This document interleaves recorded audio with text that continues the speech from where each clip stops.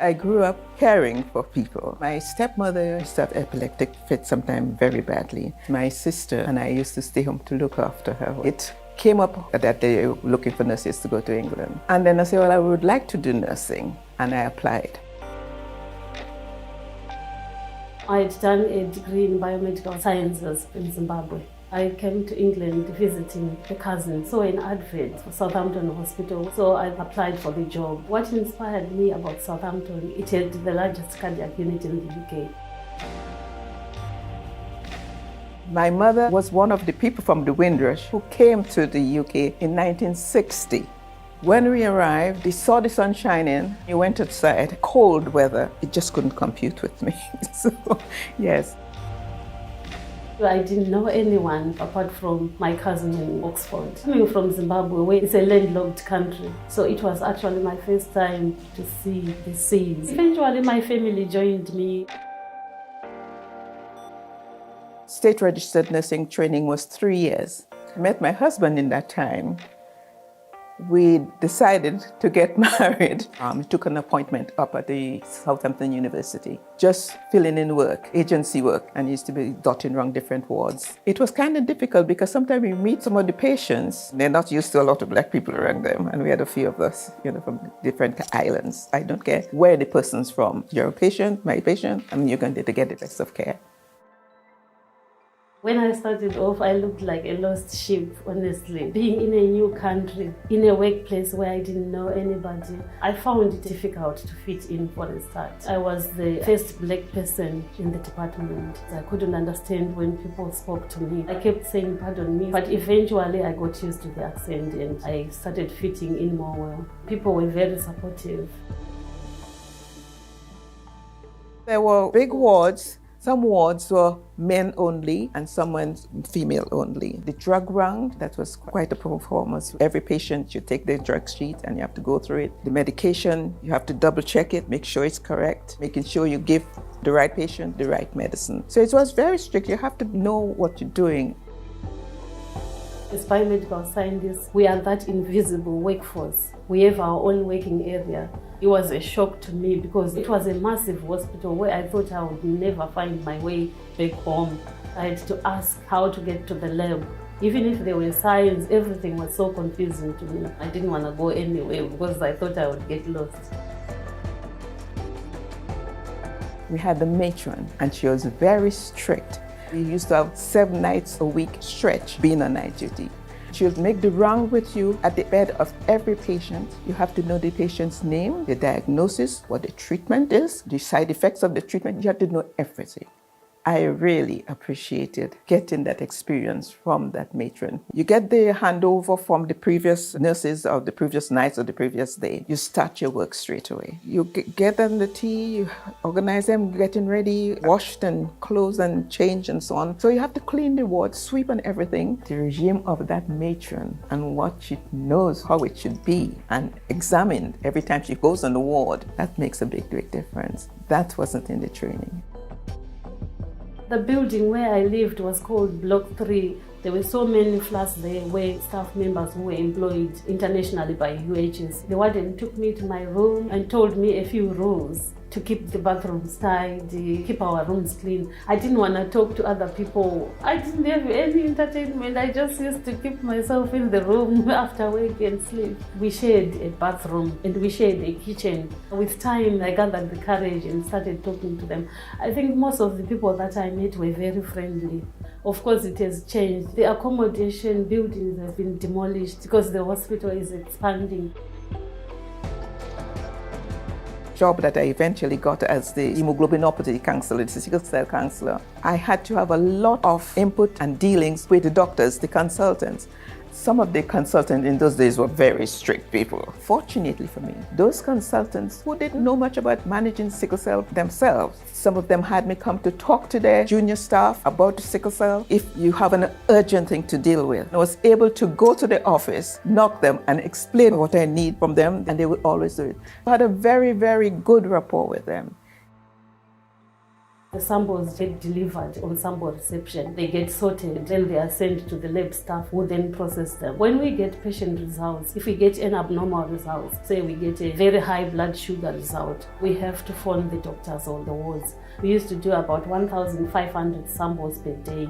Now, on average, we analyze 4,000 samples. We also phone results to the out-of-hours departments. Even if it's night time at 1 a.m., you have to deliver it because we value patients first as one of the values at UHS. The night shift is a full night from 7 till 7 in the morning, sort of thing. Yeah. On my first night, 4 patients died, and we had to do what nurses have to do. And you just get on with it. That's why it's so important to train your nurses when they started, what needs to be done and how it's done, how you prepare for it, getting everything ready, and so on and so forth. It was a navy blue dress with sleeves and belt. And then we had a white apron tied at the back. And we had our nursing cap. We had the belt. Nurse's belt had a silver buckle. We had a fob watch. We had a little badge with our names on it. I remember some people having a cape.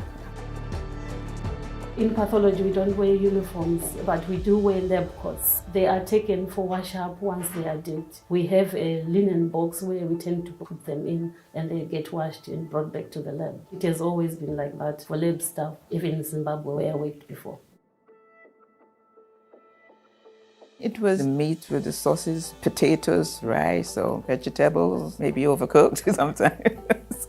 Yes, but it was tasty enough. The dessert was another thing, sponge and custard, rice pudding, and a blob of jam or something. They were dished out on a plate and then given to the patient. If they cannot eat properly, we had nutritional supplements. I remember dealing with a lady who was very emaciated, lack of appetite. I wasn't there all the time. So what I said to her, remember to ask the nurses to give you a can of this every day, ask for a can. A couple months later, I walked past that lady and didn't recognize her. She was filled out and I looked a completely different person. I'll always remember that one. I used to hear people complaining. It was too routine, the same foods being served all the time. In the last few years, there's been an improvement. I wished I could even stay longer in the hospital because they do serve desserts, everything, like main meal and all that. And I quite enjoyed the food. We were trained when we were talking to patients to be polite, to meet their needs and address them properly, and to be caring. I use surnames, give people respect. We were just little girls, that in the training. Imagine grand and great-grandparents calling them by your first name. It doesn't sound right, does it? I had surgery in Princess Anne. I still remember sending a card to the ward thanking them for the care that I received. It was the best care I've ever received in my life. I could see teamwork and the communication. Everything was so brilliant. As the Windrush Generation, the role we played was we knew about treating our patients with respect and doing what is right for them. My impact would be most as sickle cell and thalassemia counselor. In Jamaica, I got a job in the sickle cell unit, and it was there that I learned all about sickle cell. They had a special unit that just started to do research on the hemoglobinopathies, which is mainly sickle cell, because sickle is most common in the Black population. It's chronic incurable conditions which results in infections leading to long-term disabilities or acute medical conditions that need to be seen to quite promptly. I used to teach both the parents and the children, no matter how young they are, the condition they have, what they should do, what they cannot do because it would get them poorly. They didn't have a clear picture about Africa. They thought it's full of bushes. I was actually born in a maternity hospital with facilities similar to UHS. I used to like giving them the knowledge about that. I'm always cheerful and I work hard. The managers were impressed. They asked me if there were other people who had qualifications similar to me. They employed a few more people from Zimbabwe, not just Zimbabwe, from Africa.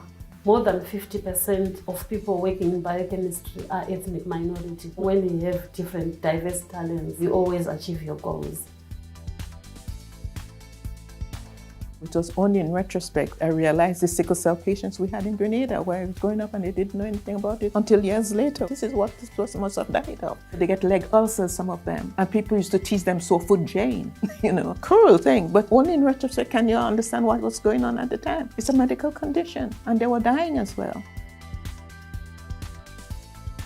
It's a lot of patients that I've come across, thousands of them. And I used to have to carry the names, the diagnosis, everything about them in my head. I was the only person doing that job. It was hard work. When I got the result that it's positive, regardless of where I had to get there, Portsmouth, Newbury, New Milton, all sorts of places I used to end up going. Because in those days, we had to have the little maps and try to find out where you're going. Oh, it was crazy. Southampton Hospital is so high-tech now and so different. Once this X-ray is done, it can be put online. The results from the laboratory, you can just look up and get it now. But I used to be running to the laboratory to get those results.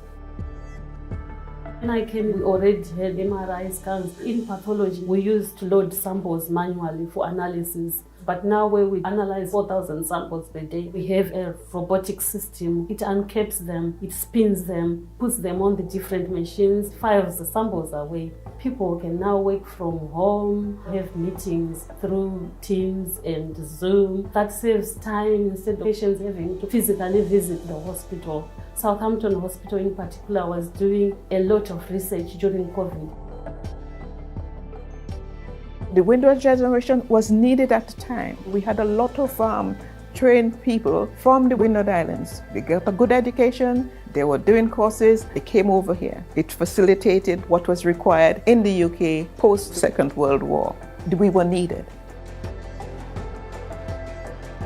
Sickle cell and thalassemia was only a very short paragraph in our training. We didn't know about it at all. They still have women with sickle cell having complications and dying in childhood. There is a lot to be done. We have a body of health professionals, from nurses, the counselors, and specialists. They have been meeting annually, giving presentations and so on and so forth. I feel proud because I meet my patients all over. The little babies are now grown men. I said, "Is that you?" I explained it to them while they're growing up, and obviously they do the right thing. They're able to live. I feel proud being part of that. Very proud to be working for the NHS. I would say they are the gold standard healthcare provider in the UK. I think everyone has been seeing what's been happening, what NHS has been doing. NHS staff still carried on providing an efficient service where no one knew exactly where we were going and where we were coming from. Staff have remained resilient and lots of lessons were learned. NHS is always trying to improve. So, despite this pandemic that derailed almost everything, NHS carried on.